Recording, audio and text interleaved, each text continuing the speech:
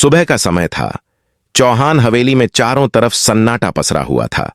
हवेली के बड़े बड़े दरवाजों पर बस हल्की सी हवा टकरा रही थी और उस हवा की सरसराहट के बीच कहीं दूर मंदिर की घंटियों की आवाज गूंज रही थी। लेकिन इस सन्नाटे के पीछे आज कुछ बड़ा होने वाला था, कुछ ऐसा जिसे न तो चंद्रिका ने कभी सोचा था और न ही पूरे परिवार ने। दालान के बीचों बीच एकदम लाल रंग की साड़ी में वसुधा बैठी थी।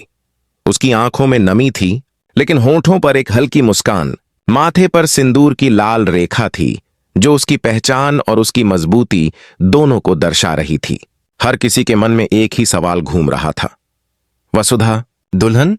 रसोई से मालती ने झांक कर देखा और हैरान रह गई। हे भगवान, ये क्या देख रही हूं मैं? ये वसुधा तो। उसने अपने मुंह पर हाथ रख लिया और जल्दी से बाकी औरतों को बुलाने दौड़ पड़ी। देखते ही देखते पूरे चौहान परिवार में खबर आग की तरह फैल गई कि वसुधा दुल्हन के जोड़े में सजी हुई है। आंगन में कदमों की आहट बढ़ने लगी। पहले देव आया, फिर सुनीता और आखिर में चंद्रिका।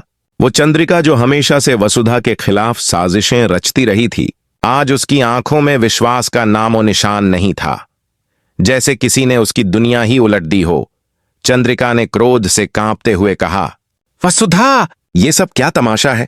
तुमने ये दुल्हन का जोड़ा क्यों पहना है? किसकी इजाजत से? वसुधा ने धीरे धीरे सिर उठाया। उसकी आवाज शांत थी, लेकिन हर शब्द में दृढ़ता थी। मां जी, मैंने किसी की इजाजत नहीं ली, क्योंकि अब वक्त है कि मैं अपने जीवन का फैसला खुद करूं। पूरा हॉल एकदम शांत हो गया।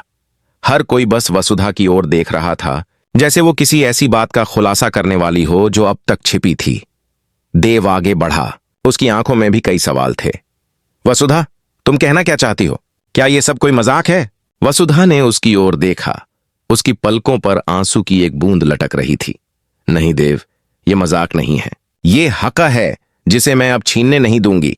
जब मैंने चौहान परिवार में कदम रखा था तो सबने मुझे बाहरी समझा, लेकिन आज मैं इस घर की बहू बनकर रहूंगी, चाहे किसी को अच्छा लगे या नहीं। चंद्रिका के चेहरे का रंग उड़ गया। उसने गुस्से में पास रखा फूलदान जोर से फेंक दिया, जो दीवार से टकराकर चकनाचूर हो गया। आवाज इतनी तेज थी कि पूरे घर में गूंज गई। लेकिन वसुधा जरा भी नहीं डरी। वो चुपचाप उठी और सीधे चंद्रिका के सामने खड़ी हो गई। आप हमेशा कहती थी ना मां जी कि इस घर में आपकी मर्जी के बिना कुछ नहीं होता, लेकिन आज इस घर में आपकी मर्जी नहीं, सच्चाई की जीत होगी। चंद्रिका ने तीखी आवाज में कहा। सच्चाई? तुम जानती भी हो तुम क्या कर रही हो। चौहान परिवार की इज्जत दांव पर लगा रही हो। वसुधा ने कहा। इज्जत वो होती है मां जी जो रिश्तों को सम्मान दे, और आपने तो हर रिश्ते को तोड़ने में ही गर्व महसूस किया है। आपने देव को भी अपने अहंकार का हिस्सा बना दिया, लेकिन अब नहीं। देव ने हैरानी से कहा, वसुधा, तुम ये सब क्यों कह रही हो? मां ने जो भी किया हमारे भले के लिए किया। वसुधा ने धीरे से उसकी ओर देखा। अगर किसी की भलाई किसी की जिंदगी बर्बाद करने से होती है तो वो भलाई नहीं होती देव, वो जुल्म होता है, और मैं अब जुल्म नहीं सहूंगी।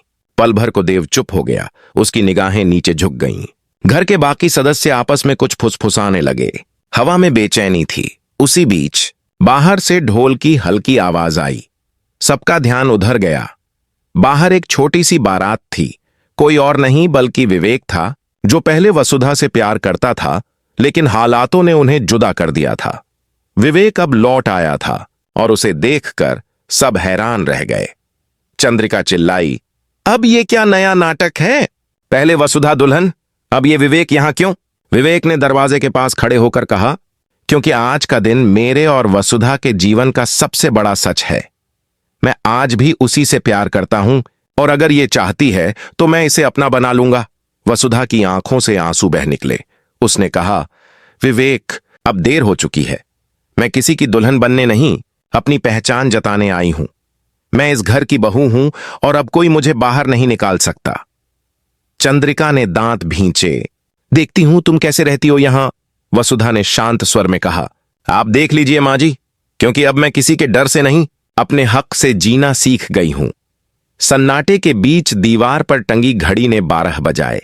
उसी क्षण वसुधा ने अपने सिर पर पल्लू लिया और कहा, अब ये लाल जोड़ा सिर्फ सजावट नहीं, मेरी पहचान है। देव के दिल में उलझन थी। उसने धीरे से कहा, वसुधा, तुम वाकई बहुत बदल गई हो। वसुधा मुस्कुराई। नहीं देव, मैं नहीं बदली, बस अब मैंने अपने आप को खोना बंद कर दिया है। हवेली के आंगन में हवा तेज बहने लगी और लाल दुपट्टा उड़कर पूरे कमरे में फैल गया, जैसे वसुधा की मजबूती का प्रतीक बन गया हो। चंद्रिका वहीं खड़ी रह गई, पूरी तरह स्तब्ध। उसकी आंखों में क्रोध और भय दोनों थे, जबकि वसुधा की आंखों में आत्मविश्वास की रोशनी थी।